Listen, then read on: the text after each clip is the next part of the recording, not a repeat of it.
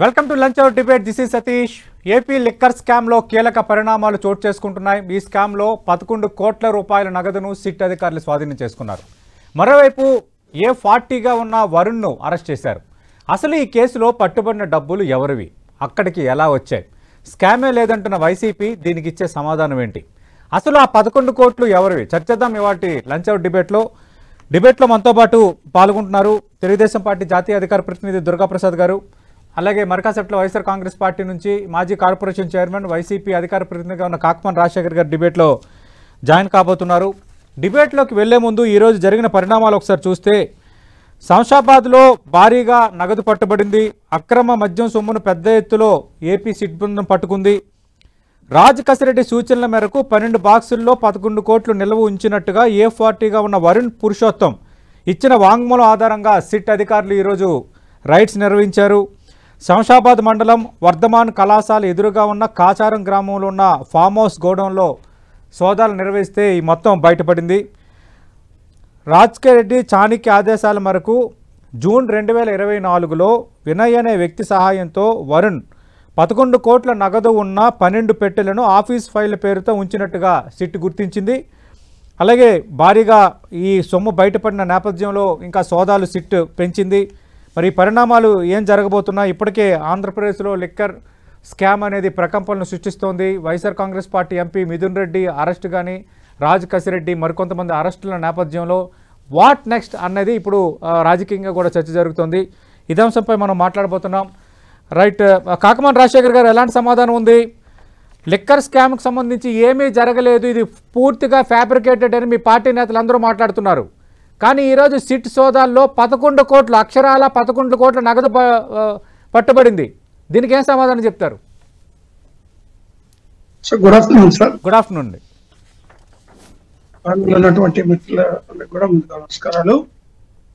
ఇప్పుడు ఒక పథకం ప్రకారము ఈ లిక్కర్ స్కామ్ అంటే స్కామే లేని స్కామ్ గా క్రియేట్ చేసి మరి దాన్ని ప్రచారం చేస్తూ అనుకూల మీడియాతో వాటికి విస్తృతమైనటువంటి ప్రచారం చేయడమే కాకుండా మనకి కొందరి మీద కేసులు పెట్టి వాళ్ళతోటి బలవంతపు స్టేట్మెంట్లు తీసుకొని ఒక టార్గెటెడ్ గా సటన్ పీపుల్ ని, సటన్ లీడర్స్ అని ఈ కేసులో ఏదో ఒక విధంగా ఇరికిచ్చాలి, ఏదో ఒక విధంగా ఇబ్బంది పెట్టాలి, తద్వారా జగన్మోహన్ రెడ్డిని కూడా మరి ఇబ్బంది పెట్టాలనేటువంటి ఆలోచనతోనే ఈ యొక్క కార్యక్రమాన్ని వీళ్ళు నిర్వహిస్తా ఉన్నారు కొంతకాలం నుంచి.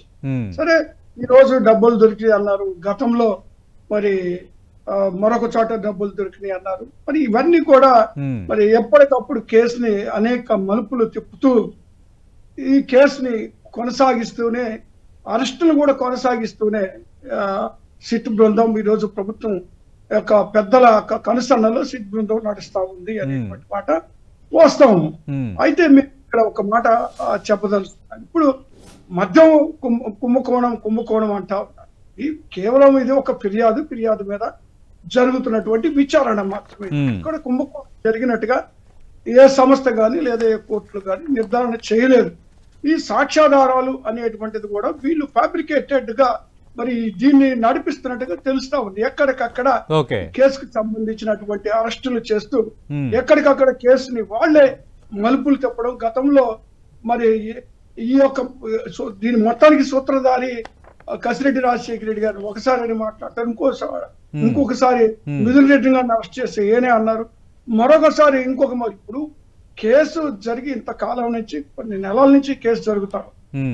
ఈ రోజు కొత్తగా ఏదో ఫామ్ హౌస్ లో డబ్బులు దొరికినాయి అని ఫామ్ హౌస్ నుంచి మరి రికవరీ చేశామని చెప్పి ఈ కొత్త నాటకానికి తెరలేపడం జరిగింది. అంటే కాకమన్ రాజశేఖర్ గారు, ఇది నాటకం అని ఎలా అంటారు? ఇప్పటికే 12 మందిని అరెస్ట్ చేశారు. ఇప్పుడు A40గా ఉన్న వినయ్, A40గా ఉన్న వరుణ్ పురుషోత్తం ఇచ్చిన వాంగ్మూలం ఆధారంగానే సిట్ ఏమో రైట్స్ చేసింది. ఈ వరుణ్ అనే వ్యక్తి ఎవరు? రాజ్ కసిరెడ్డి చాణిక్య ఆదేశాల మేరకు 2024 జూన్లో వినయ్ అనే వ్యక్తి సహాయంతో 11 కోట్ల నగదు అక్కడ దాశాము అని ఆయనే చెప్పాడు. ఆ రోజు దాచినప్పుడు ఈ వరుణ్ అనే వ్యక్తి ఉన్నాడు. ఆయన ఇచ్చిన వాంగ్మూలం, A40గా ఆయన ఇచ్చిన వాంగ్మూలం ఆధారంగా సిట్ అధికారులు సోదాలు నిర్వహిస్తే బయటపడిన నగదు ఇది. అలాగే ఈరోజు ఉదయం ఆయన్ని వేరే దేశానికి పారిపోవడానికి ప్రయత్నిస్తుండగా ఎయిర్పోర్ట్లో పట్టుకున్నారు సిట్ అధికారులు. ఇది ఒక నాటకం అని ఎలా అనుకుందాం? సతీష్ గారు, ప్రతి ఒక్క చిన్న అంశాన్ని నువ్వు కానీ ఒకసారి పరిశీలన చేస్తే ఈ ప్రభుత్వం గత 5 సంవత్సరాలు ప్రభుత్వం జగన్మోహన్ రెడ్డి గారి ఆధ్వర్యంలో మరి ఆయన ముఖ్యమంత్రిగా ఉన్న సమయంలో ఈ యొక్క మద్య వ్యాపారం అంతా కూడా ప్రభుత్వం నిర్వహిస్తే మరి ఇప్పుడు వచ్చినటువంటి కూటమి ప్రభుత్వం మరి ఎవరు నిర్వహిస్తున్నారు? వ్యాపారులు నిర్వహిస్తున్నారు. వ్యాపారులు నిర్వహిస్తే వ్యాపారులకు లాభాలు వస్తాయి, ప్రభుత్వం నిర్వహిస్తే ప్రభుత్వానికి లాభాలు వస్తాయి. ఓకే, గతంలో చూస్తే ప్రభుత్వానికి చాలా స్పష్టంగా మరి వైసీపీ అధికారంలో ఉన్నప్పుడు ప్రభుత్వానికి లాభాలు చూపించాం. వాళ్ళ అధికారంలో 14 ఉన్నప్పుడు కూడా లాభాలు చూపించలేకపోగా మరి పోటీ పడి మరి ఈ రోజు నష్టాలు జరిగినవి చూపిస్తా ఉన్నారు వీళ్ళు. అది ఎంతవరకు సబబు?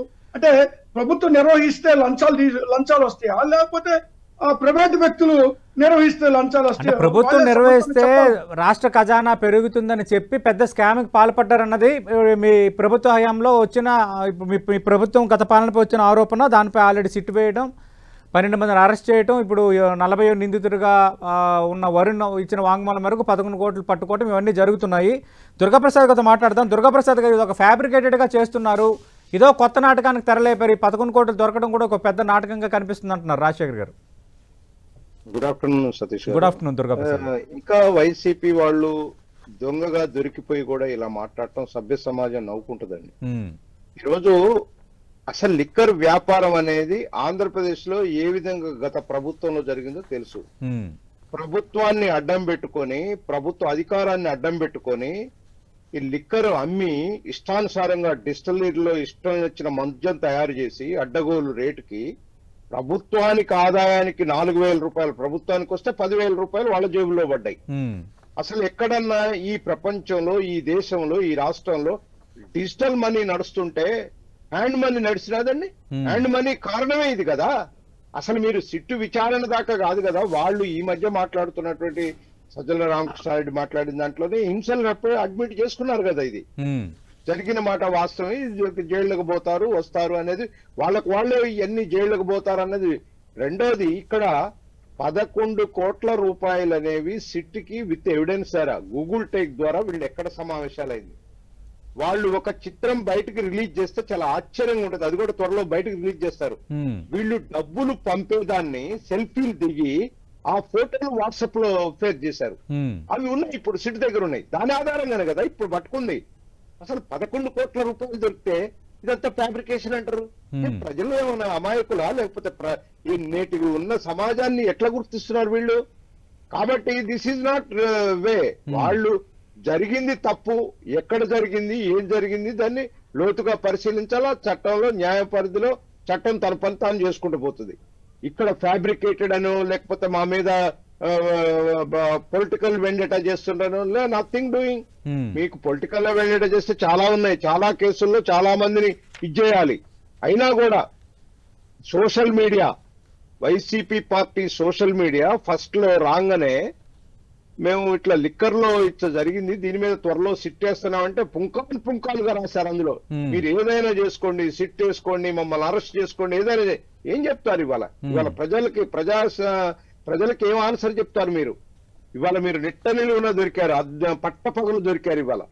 ఇవాళ 11 కోట్ల రూపాయలని ఎక్కడ దాచిపెట్టారు, ఎవరు దాచిపెట్టారు, ఎవరు దీనికి రూపకల్పన చేశారు, ఈ పాలసీకి, ఈ డిస్టరీకి పర్మిషన్స్ కానీ. అంటే మరో కొత్త నాటకానికి తెరలేపారు అని రాజశేఖర్ గారు అంటున్నారు. మనం చూసాం ఆ పార్టీ సీనియర్ నేత సజ్జల రామకృష్ణారెడ్డి నుంచి అందరూ మాట్లాడుతుంది, ఇది ఒక లేని దాన్ని సృష్టించి గందరగోళం చేసి అసలు లేని స్కామ్ను సృష్టించి మమ్మల్ని ఇరికించేద్దామని చూస్తున్నారు.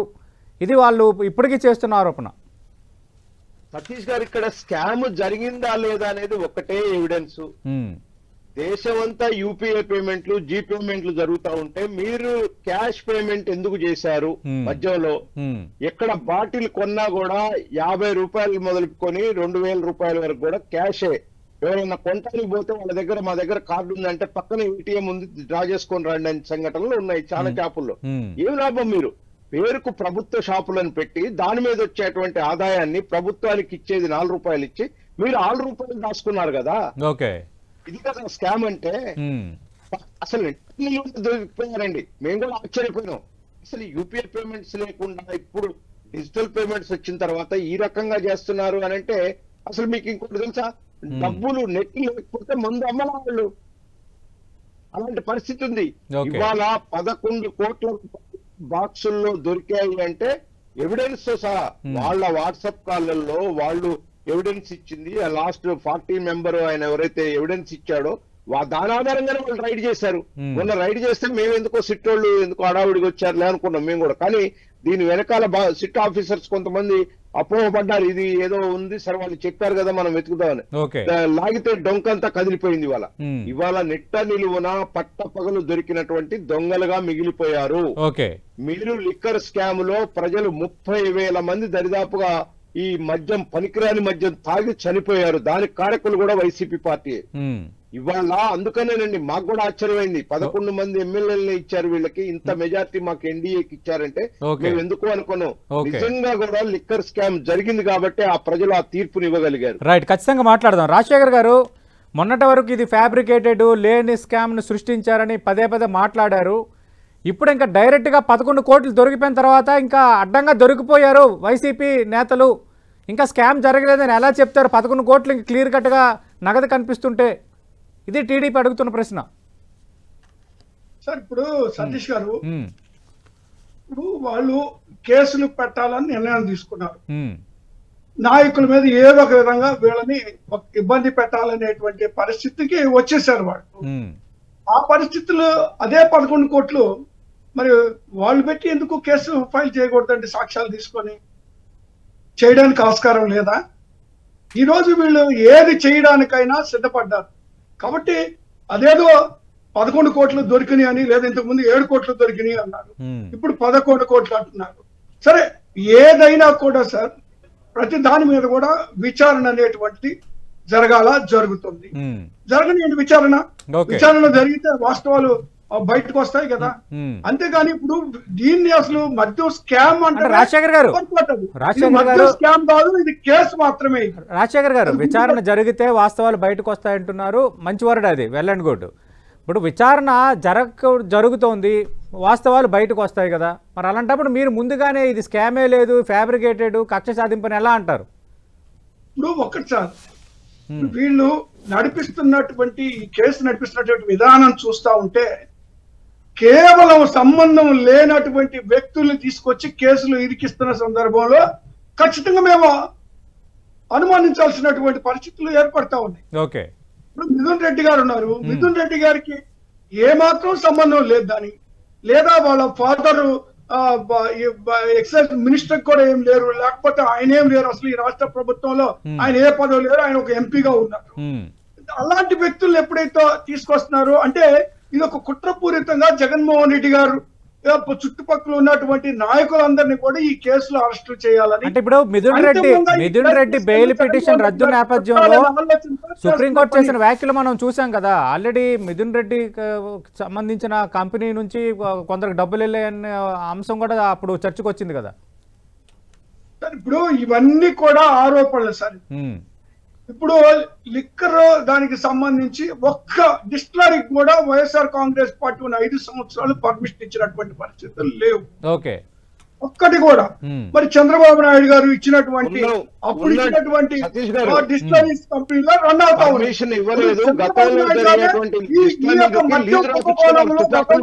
ఆయన ముద్దాయిగా ఉండి బెయిల్ తెచ్చుకొని ఉన్నారు సార్ సతీష్ గారు. చంద్రబాబు నాయుడు గారే అందులో ముద్దాయి ఉన్నారండి.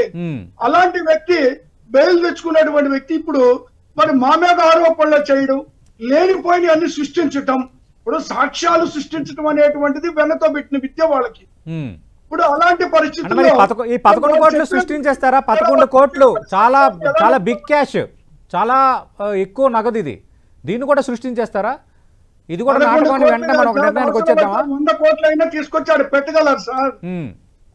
100 కోట్లు వాళ్ళ అంతిమంగా వాళ్ళ ఆలోచన ఏంటి? ఈ వైఎస్ఆర్ కాంగ్రెస్ పార్టీ నాయకులందరినీ ఇరికించాలి. దుర్గాప్రసాద్ గారు 11 కోట్లు కాదు, అవసరమైతే 100 కోట్లైనా తెచ్చి చూపిస్తారు. టార్గెట్ వైఎస్ఆర్ కాంగ్రెస్ పార్టీ నేతలను అరెస్ట్ చేయటం, ఇది రాజశేఖర్ గారు అంటుంది. సతీష్ గారు, ఈ రోజు 100 కోట్లు పెట్టారా 11 కోట్లు పెట్టారా ప్రజలు చూస్తున్నారు. మనం కొన్నైనా నిజాలు మాట్లాడాలా, యథార్థాలు మాట్లాడాలా. ఇష్టానుసారంగా అంటే మేము ఏదైనా చేసుకుంటూ పోతాం, ప్రభుత్వం చేసింది కాబట్టి కక్షతో చేసింది అనే ప్రచారం చేస్తే ఎట్లా? దీని వెనుక వెరీ క్లియర్ గా 11 కోట్ల రూపాయలు ఎక్కడ దాచిపెట్టారనేది వాళ్ళ మనుషులే చెప్పినటువంటి సాక్ష్యాల ప్రకారం వాళ్ళ రైట్స్ జరిగినాయి. వాళ్ళ దగ్గర ఉన్నటువంటి వ్యక్తులే పలాని టైంలో పలాని బాక్సులు కట్టి మేము అందులో పెట్టాము, పలాని బాక్సులు అక్కడ ఉంటాయి పోను వాంగ్మూలం కూడా ఉంది, రేపు కోర్టులో అడ్మిట్ అయింది కదా ఇదంతా. కాబట్టి వారు రాజశేఖర్ గారు అన్నట్టు నేను కూడా అంటున్నా, డెఫినెట్ గా చట్టం తన పని తాను చేసుకుంటూ పోతుంది. ఇంకా దీంట్లో ఎవరైతే అసలు బిగ్ బాస్ ఉన్నాడో బిగ్ బాస్ కూడా దాన్ని టచ్ చేయాల్సి వస్తుంది.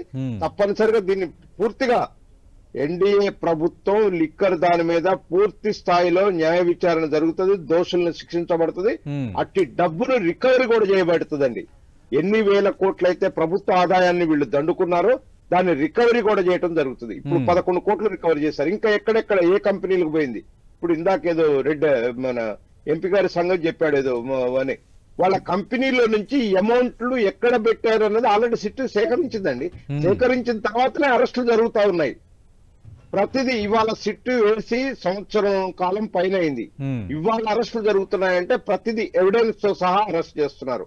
ఎందుకంటే రేపు కోర్టులో నిలబడాలి కదా, వాళ్ళన్నీ ఎవిడెన్స్ లేకుండా ఉత్తగానే ఏదో 4 రోజులు అరెస్ట్ చేసి లోపల పంపించట్ల కాదు కదా. అంటే సిట్ అనేది కూటమి ప్రభుత్వం జేబులో సంస్థ, సిట్ అంటే సిట్టు, స్టాండ్ అంటే స్టాండ్ అన్నట్టుగా వ్యవహరిస్తోంది. ఇది వైఎస్ఆర్ కాంగ్రెస్ పార్టీ నేతలు గత కొద్ది రోజులుగా చేస్తున్న ఆరోపణ.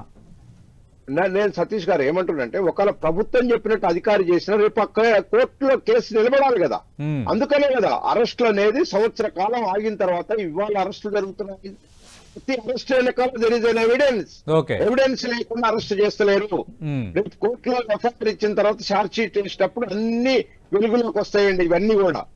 కాబట్టి నేనేమంటున్నానంటే, పట్టపగలు నిట్ట నిలువున దొంగిన వైసీపీ పార్టీ దొంగలు దొరికిపోయారు. కాబట్టి ఇకనైనా సంస్కరించుకునే పద్ధతి నేర్చుకోండి.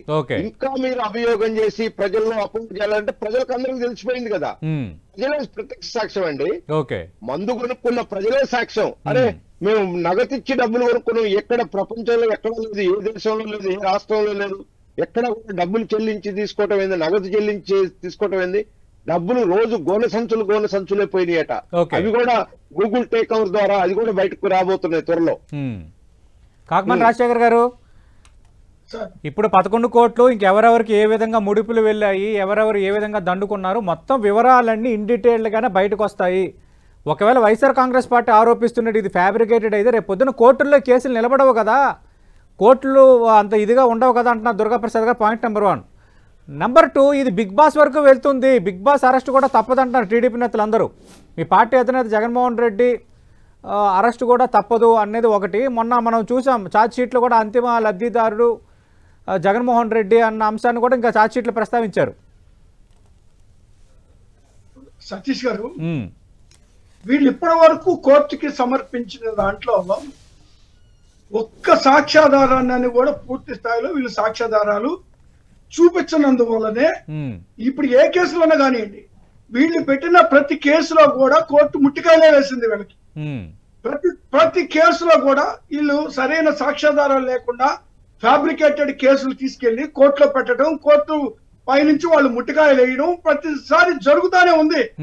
ఇప్పుడు వీళ్ళు చెల్లింపులు అనేటువంటిది క్యాష్ రూపేణా ఉంటది, డిజిటల్ రూపేణా ఉంటది.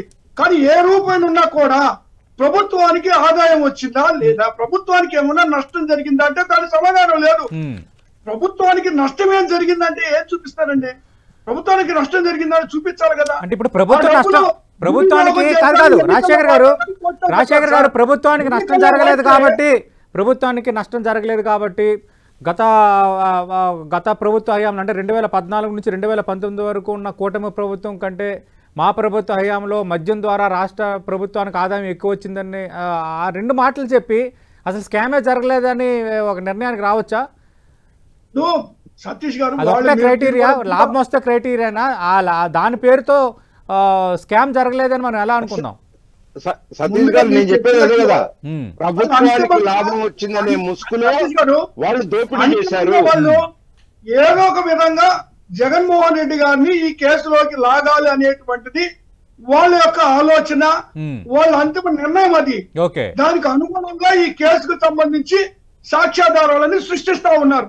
ఇప్పుడు వాళ్ళు కేవలం వాళ్ళు చెప్తున్నారు అంటే మీ కదా, పార్టీ మళ్ళీ అధినేతకి చెప్తున్నారు. 50 నుంచి 60 కోట్ల దాకా నిందితులు అలాగైనా చేర్చారు సరే ఈ ప్రతి నెల కేసులో హిందువులు మొత్తం చేయాలని 3,500 కోట్లు చంద్రబాబు మద్యం కమిషన్ నాయుడు తీసుకున్నట్టు గారు ఛార్జ్ షీట్లను ఈ ప్రస్తావించారు. కేసులో బెయిల్ తెచ్చుకుంటున్నారు కదా.